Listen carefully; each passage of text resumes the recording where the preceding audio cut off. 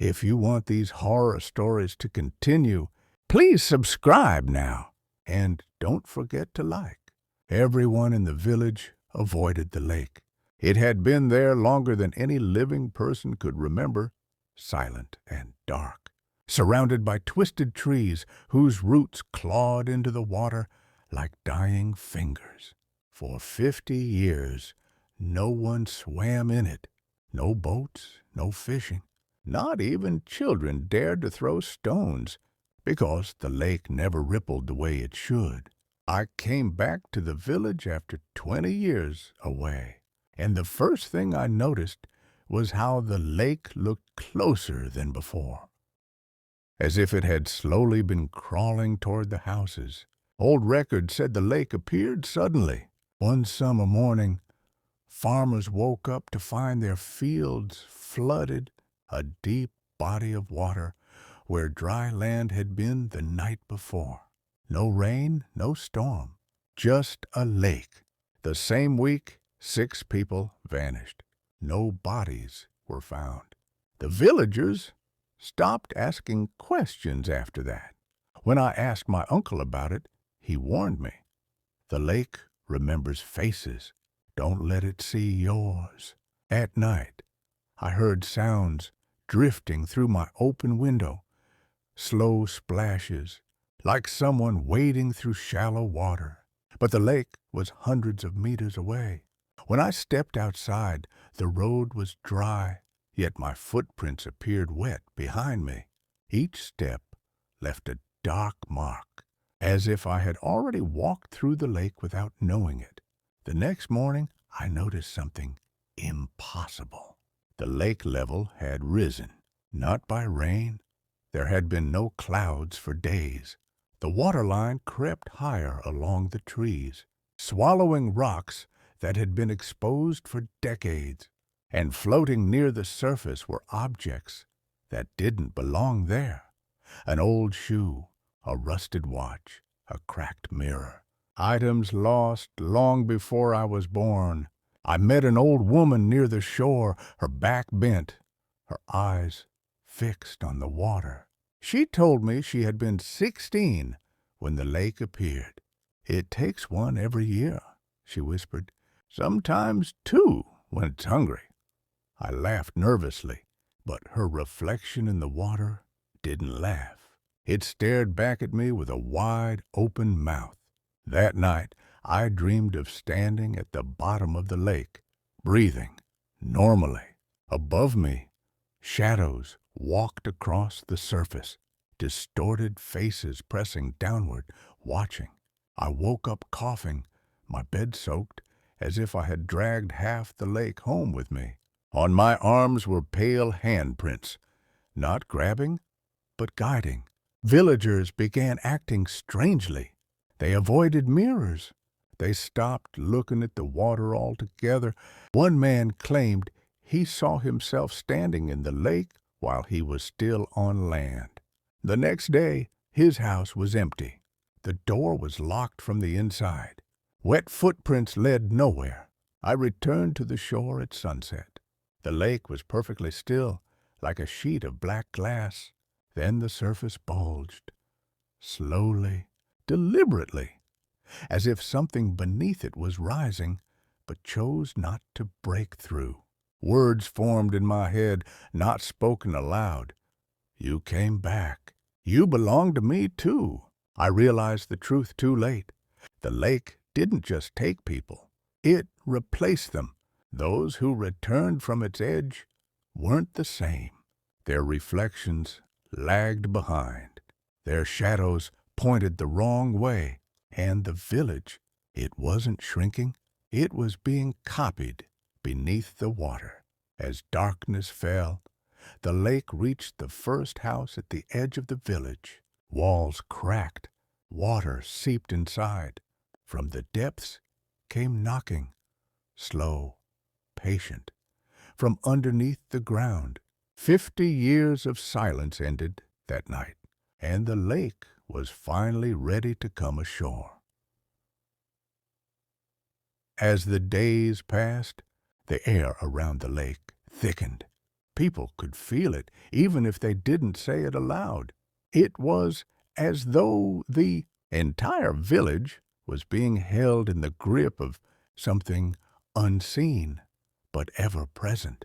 I could no longer sleep without hearing the water lapping against the shore, a slow rhythm that seemed to match my heartbeat. One evening, I walked the edge of the lake, my footsteps echoing in the silence. The trees around it stood like sentinels, their shadows stretched unnaturally long in the fading light. The surface of the water shimmered, and for a split second I saw something beneath, a figure, pale and blurred, rising toward me. I blinked, and it was gone. The next day, I saw my reflection in the window. My face seemed different, slightly off. My eyes were too wide, too empty. I didn't remember looking that way when I woke up. I reached for my phone, but it was dead.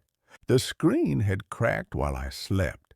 I stood in front of the cracked glass for a while, watching my reflection change with the passing seconds.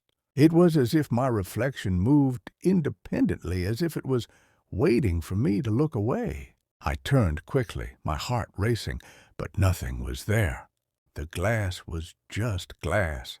That night, a storm rolled in. The wind howled, and the rain lashed against the windows. But even as I sat huddled inside, I could feel the presence outside, just beyond the glass. I couldn't look out the window. I knew it would be there. Suddenly, I heard a knock at the door. A slow, deliberate knock, as if someone was testing to see if I was home. I opened the door to find nothing, but the ground outside was wet, with muddy footprints leading toward the lake.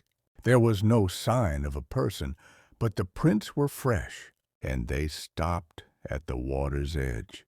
I couldn't ignore it any longer. I went to the village library to see if I could find any record of the lake's history, any reason why it had come into being. The librarian, a frail woman named Eleanor, looked at me with caution when I asked. She handed me an old, dust-covered book with a cracked spine. The pages were brittle, yellowed with age. It described an ancient lake, a curse that had been placed upon the village centuries ago. The curse was simple. Anyone who dared to look into the lake would find themselves drawn into its depths, their souls forever trapped beneath the water. The lake would not just claim their bodies. It would copy them, twist them, and leave the real them forgotten on land. I closed the book with shaking hands. As I read further, the warnings became clearer. The lake didn't just claim souls. It replaced them with shadows, faceless versions of the person, walking around the village and continuing their lives. Only they were never truly human. They were reflections, echoes, mistakes. The more I read, the more the room around me seemed to darken. The shadows in the corners of the library grew longer. I snapped the book shut, my breath quickening. Something inside me knew it was too late to leave. I returned home, but the village felt wrong. The streets seemed emptier, though there were more people. I passed by familiar faces, but none of them looked quite right. They didn't smile in the same way. Their movements were stiff, unnatural. I began to wonder if my reflection had already been taken, if the real me was already trapped beneath the water. I walked faster, my steps echoing louder, as I neared the edge of the lake. The trees above seemed to watch me, their branches twitching with a quiet anticipation. The lake was different now, darker, thicker. It pulsed with an unnatural rhythm, like a beating heart buried deep in the earth. The surface rippled with a silent force, as if something underneath was preparing to surface. I felt its call, It was gentle at first, a whisper, like a voice that only I could hear. But as I stood there, frozen, the voice grew louder, more insistent. My feet moved of their own accord, drawing me closer. I knew what it wanted. It wanted to take me, to copy me, to keep me forever beneath its surface. But it would not stop there. It would take everyone. And when it was done, it would be too late for any of us to escape. The whispers became screams. I couldn't move. My legs were frozen, my heart pounding in my chest as I stood at the edge of the lake.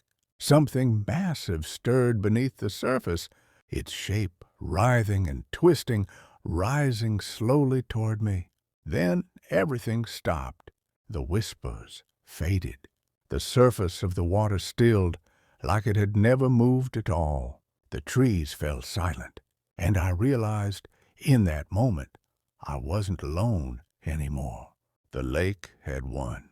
The end